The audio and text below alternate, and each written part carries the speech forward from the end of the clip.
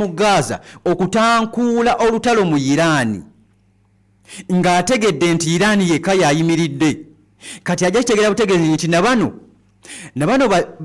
baani bonna bakkata ba Omani baani bonna abadde bamukkiririzaamu nga baamutya nabo abeetaaga abajjewo abeere nga yakulembera Middle East Omumerika omanyi kye bayita Greater Israel bano abasajja kye baagala akufuula mukwano gwo n'abawalanya ne mukwano gwo ne neyibawo n'amala n'ababinula tebikomye mu Irani wokka ampuliza kino tekikomye mu Irani wokka Middle East yonna kino kiroto kya musajja mu Israeli kiroto kya musajja mu Amerika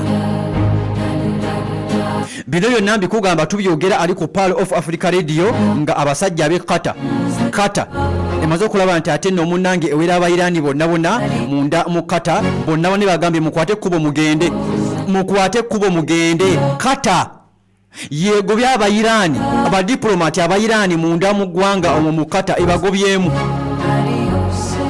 kino kidiridde eggwanga erya Irani okutaama Allahumma salli Irani yatabuse Irani Middle East ekiriyo munoonye bannammwe omanyi kye bayita kifiiriza abasajja kati level we bagenze ku level ya kifiiriza waliwo ali mukulaba nti ate mukwana abafiiriza waliwo eggwanga lye baalabula ne baligamba Saudi nja kukuba ero saagala kulyogerako nnyo ne baligamba tujja kukuba bannange balikubye abasajja abayirani kati bakuba buli kiramu kyonna abasajja bagamba muli baneyiba baffe muli mikwano gyaffe muli baganda baffe naye omusajja omubi ennyo abayimiriddemu wakati ali mu kubalaga bukyayi bwange bubi bwange bwennyina ali mu kusinzira mu mawanga gammwe azimbyeyo zibeesi ez'enjawulo azimbyeyo amafuta ag'enjawulo azimbyeyo zi embassy ez'enjawulo za apartment ez'enjawulo Amerika najja n'azimba ekizimbe mu ggwanga lyo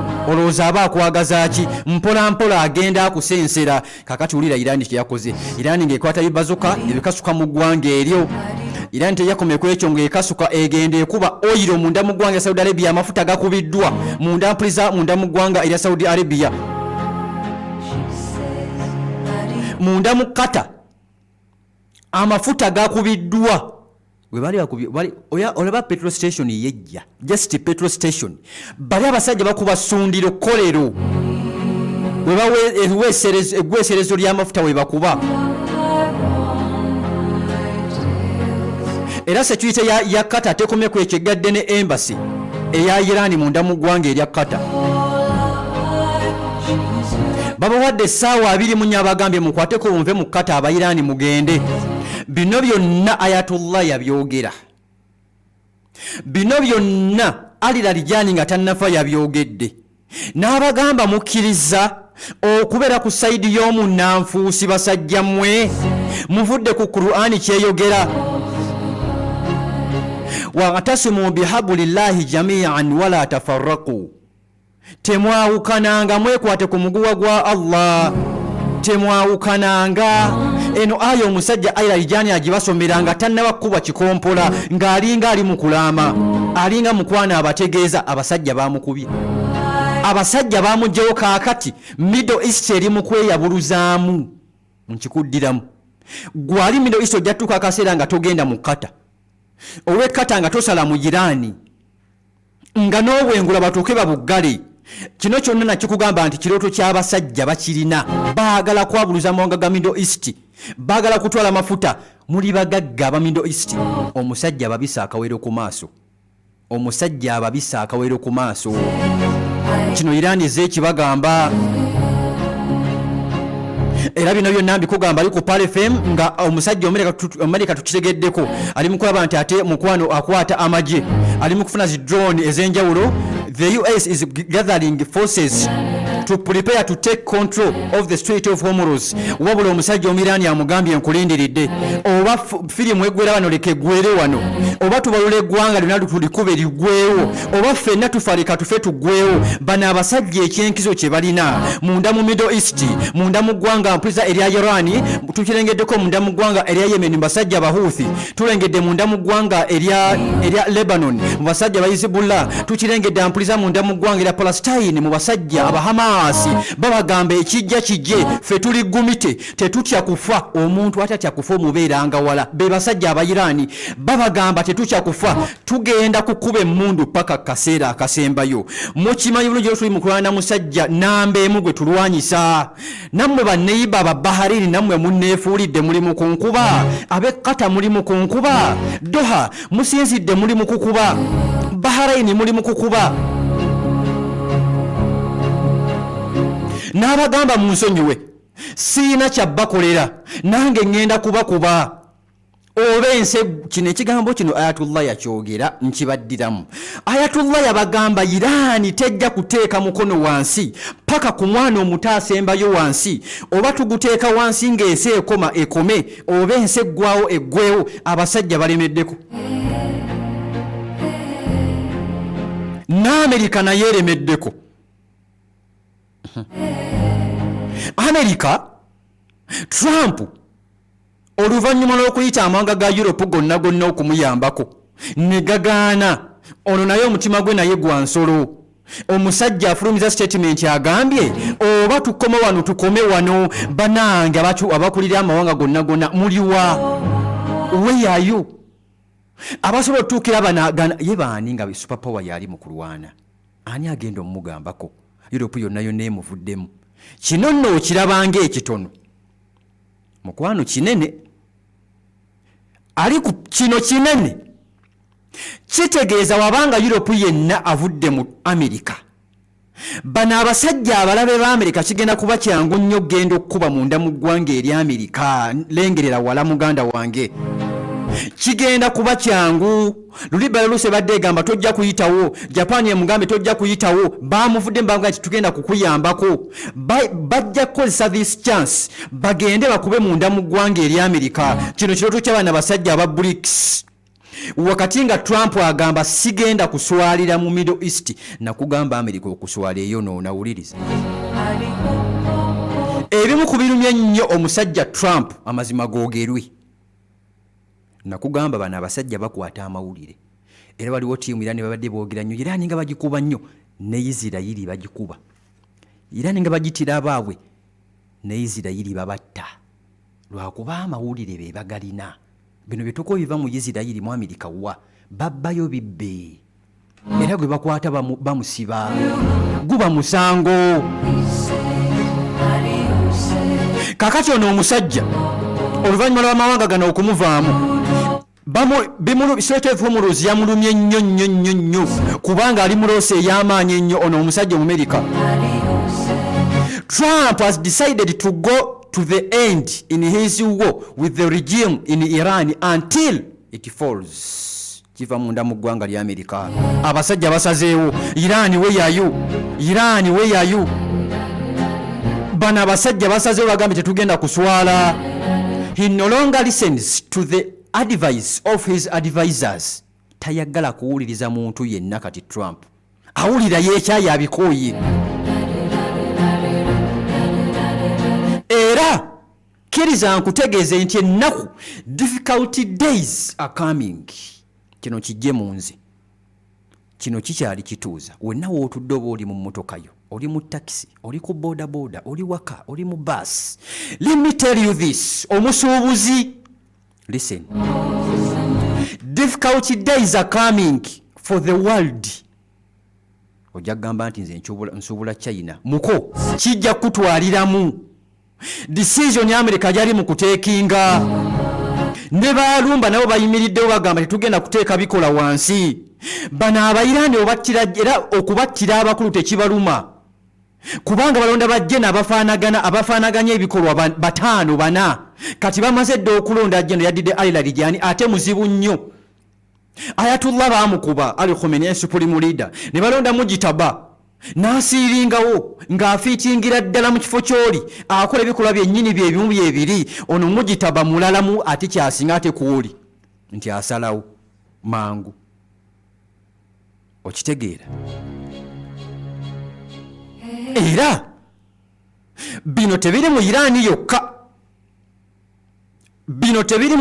yokka kale katugambe Irani bagikubye ne bakyusa omukulembeze ne bassaako omulala kiki ekiddako kutwala mafuta gwe wekata emakka owe Baharaini ono ebikolwa bisitolewe gwomanyi gwe gwani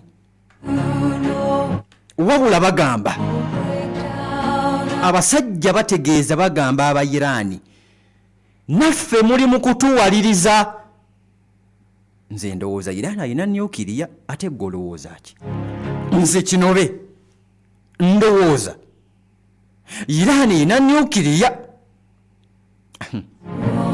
wano we bakwata wana Abamerika walala wano we bakwata walala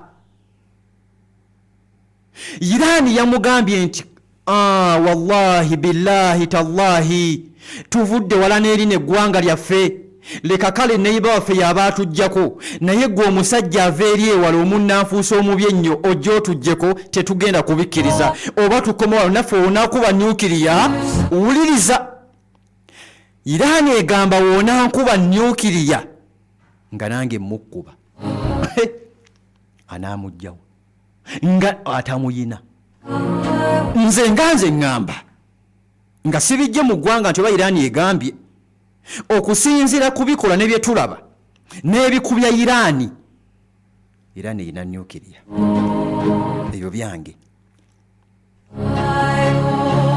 abasajja bafulumiza warning okuva mu bitundu ebyenjawulo Middle East yonna babagamba buli amanyi tali kumpi n'amafuta gonna Irani ebifulumya buli amanyi tali kumpi n'amafuta g'omusajja mu Amerika besi z'omusajja mu Amerika embase za Amerika tugenda zikuba mu ssaawa 24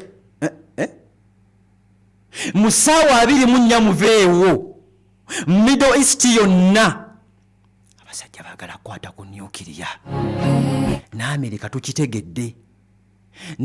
tukitegedde decision esemberayo ddala kye baakola eggwanga erya Japan tombuuza Russia gyali tombuuza China gyali tombuuza North Korea gyali abo tosaba bajje we bajja kiba kirala oyo yabeera sematalo namba 3 gwembeera nkugambako bulijjo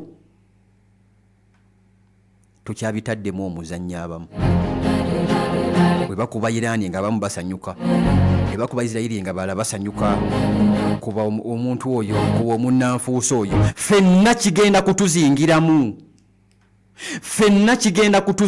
ali ku Pal FM amakampuni ag'enjawulo babagambye zibeesi amafuta ga Amerika agali Middle East gonna tugenda kugakuba bino byonna mbikugamba nga batandikiddewo noonya ku bannammwe abali mu Saudi mubanoonye find them lwaki bagenda e Makka anyway sagala kwogera nnyo ku ggwanga erya kitiibwa munoonye bannammwe abali mu Qatar abali alina mutabani muwala we call them ono Irani yakyuse omutima gwe gwakyuse ekituufu kankikugambe Isiraeli eyina amaanyi ne Irani eyina amaanyi era ebagamba emizinga ekikulu nze mbiraba wano oba amategekereyo kagundi nkabawe ka flash nkabawe amawulire ge tufuna according to report Iran just destroyed the jet fuel depot in Saudi Arabia used by the US Air Force. Bagakuba abasajja bavudde mu kukuba ebizembe kati bakuba mafuta bali mu kwokya byalo bali mu kwokya bitundu ali ku Pal FM awo wetuli abasajja bali gumite mukwana abasajja bavuddeyo ali ono musajja mujitaba ono bannange mulala bino byonna direct za mujitaba yabagamba Israeli byabadde akola emabega wali mujitaba abagambye mu bikole abasajja ekituufu kiri nti tetufuna mawulire mangi kuva mu Israeli naye bajjeno ba Israeli bagudde abasirikale mu Israeli bafudde abaana mu Israeli Irani ebakubye abavubuka Irani olaba nti egamba nti magikubira essomero Irani ekubye abaana mu Israeli ebizimbe bigudde ku ttaka mu Israeli era ebizimbe nga bigudde munda mu ggwanga erya Irani ali ku Pal FM embeera bwetyo weeri. Allah kakati kankuwa essoosi ngendekewa Netanyahu Prime Minister omujja yuwa mu Isirairi. Where is Netanyahu Benjamin? Kamala okuwa kino ekirango tugenda awo. Lindako interim prime replacing who? Interim Prime Minister replacing Jalla Jalalu. Banafa ba Royal Healers bagamba nti wenna alina obulwadde bwa ulcers, olumizi bwa ulcers okumala ebbanga bambi zikulumye, endwadde z'omunda zikulemeddeko akabanga, olumizi bwanga munnange womala okulya nga olubuto lukuluma, kati abamu bambi kati batidde okulwala ulcers because basiibye. Jangu okimaama jaani aga azima oba mukwana aga hayati, jangu bagakuwe munnange oganywerewo ng'obudde bukyali, tezijja kukuluma.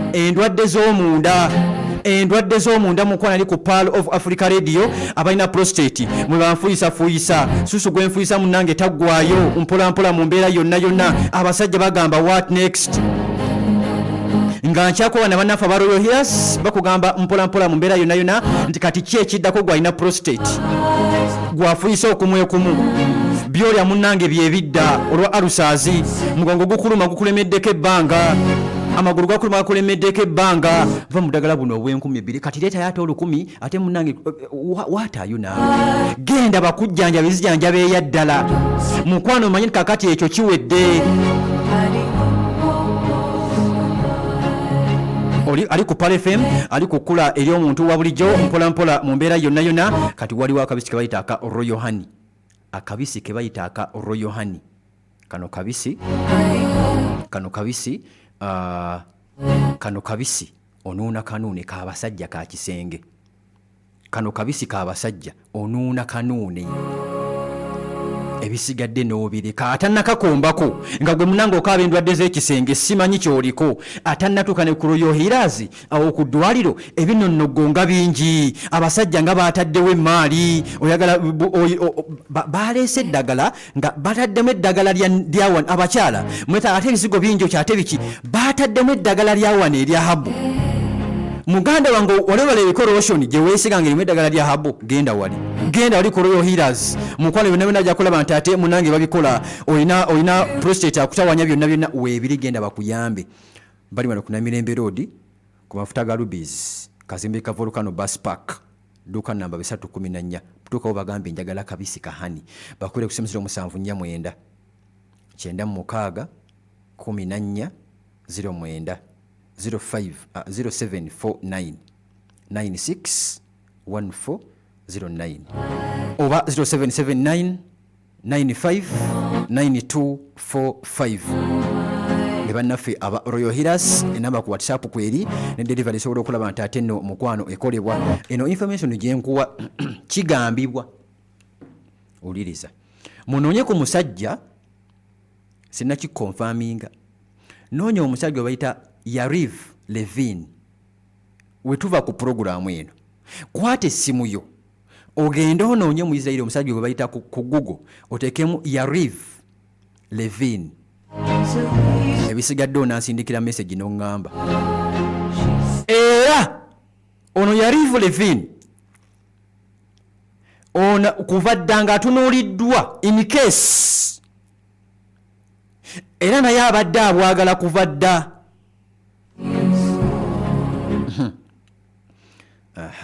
Where is Netanyahu? Nagulire sijjadde kugaziiza wabula information gye tulina agava mu nkubo munda ddala munda nti anytime bayinza okulangira in fact bayina omuntu alinga akola ayambako Netanyahu wakati ng'ensi egamba yafa oba alina ebisago eby'amaanyi. Nawe osobola okuteekawo omuntu nti Yusufu nyamba akaawo naye nga ofiisi si yange nga yamulala naye nga nze nkuyambako obuyambi oba oli awo. Interim, noonya ekigambo ekiyitibwa interim. Ono gwe bayita Yariv Levin, enkya tumwogereko, eyo sitole engivuddeko. agava munda mu ggwanga era Israeli muganda wange ali ku Pearl of Africa Radio. Israeli munnange ndaba wano bakansolinze flight 28 zonna ne bagamba wiiki yonna yonna bannange musooke mutekeko ebikola wansi wali ku Ben Gurion Airport. Oluvannyuma lw'okugikuba abasajja oluvannyuma lw'okugirimba ne basobola okulaba nti ate mukwano bagikuba abasajja bagijjeewo bagambye teri kati nnyonyi kubuuka wakati ng'emmundu ekyasekera ddala. Iran announced that all oil companies working in the Middle East which have any American relations should close immediately. Wanji kati bavudde kuggala amafuta agagambibwa nti ga Amerika. Babagambye nammwe amafuta nga mukusuubuza mulimu akakonectinga n'eggwanga eri Amerika nammwe muggaleewo. Close. We mutaggalawo tugenda kugakuba. We mutaggalawo tugenda kugakuba. Middle East etamye. Middle East etamye. Kitegeeza nti abakozi bonna bagobeddwa mugana amafuta. Teri kukola. Olwamaze okulangirira ejjo.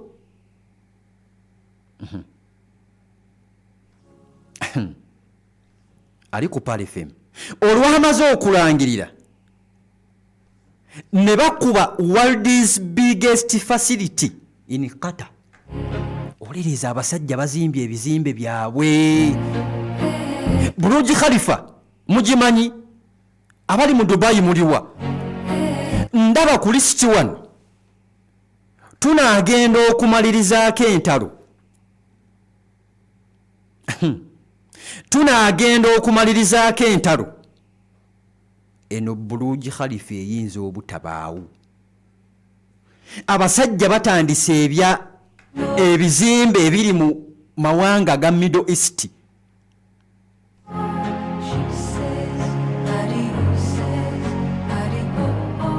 Babagambye your presence on the streets has become our trump card. And from now on, this will lead to new changes in the region. Mugenda kufuna ekyenjawulo. Mugenda kufuna ekyenjawulo. Yakadde nga kadduka ng'ate nkyakuwa. Mugenda kufuna ekyenjawulo. Omwogezi omusajja aba Iran's military spokesman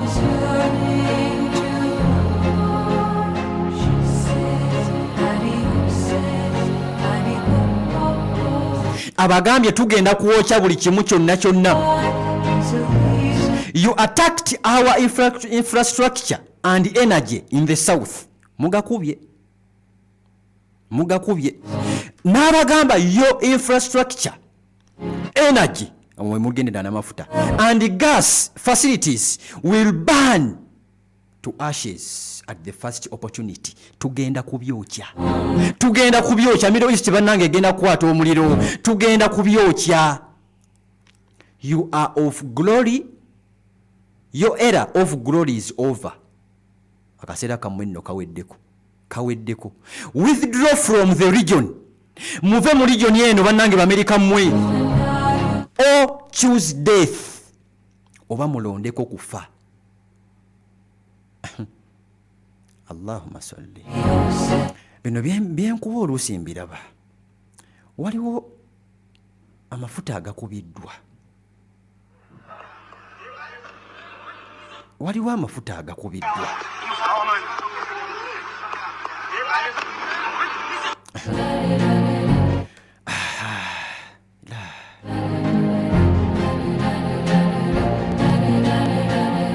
US assets in Riyadh, Saudi Arabia, Qatar, Bahrain, Kuwait, yonna under heavy bombardment from Iran. Ne Iran bagikuba. Speaker wa Parliament agambye an eye for an eye equation is in effect and a new level of confrontation has begun.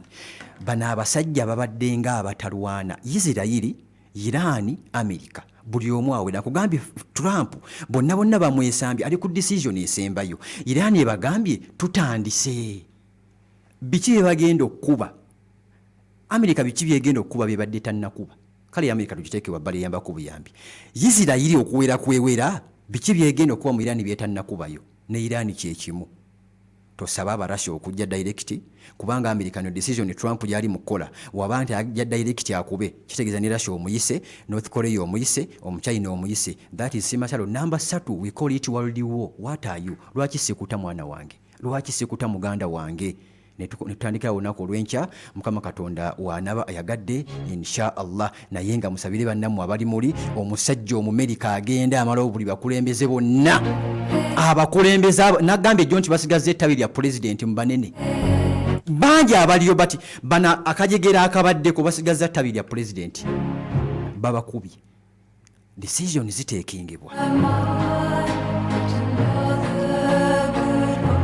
Iran eri mu kukuba buli kiramu, Israel eri mu kulaba nti mukwane ekuba buli kiramu mpola mpola mu mbeera yonna abekata kale katubasabire katusabe munnange bitambule bulungi twagala mulamu naye ani agenda okutuuza abantu bano kyekibuzo kyenjagala kikubeeremu ani agenda okutuuza abantu bano eri entalo zinaggwa zitya kuba Amerika buli gyezimalanga ekuba weekuba negenda wano bamugambye tugenda kumala gakuba togenda kumala gakuba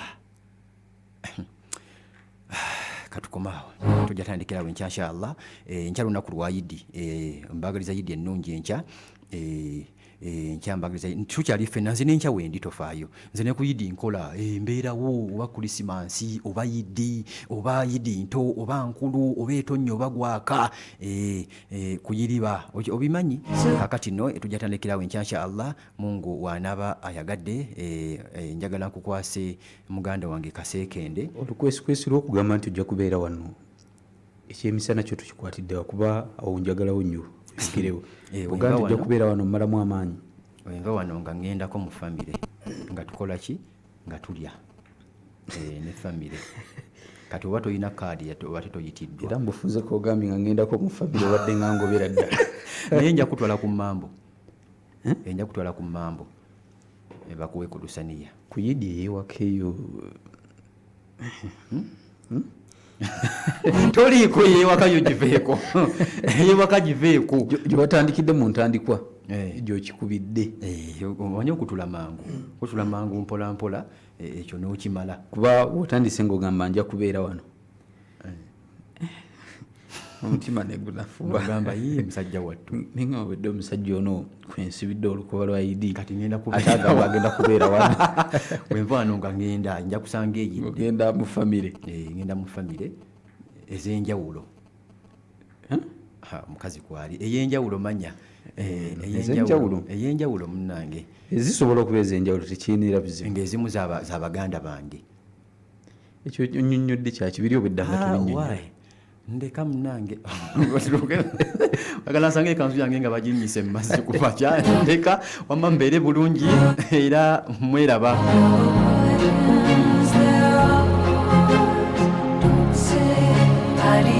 Ramadan biseera bya kuwummula okulaga wamu n'okugabana ebiseera ebinyuvu ng'olina abantu bo nga mukuŋŋaanya okusiibulukuka oba okufuna futaali leetera emmeza y'akaseera akasufu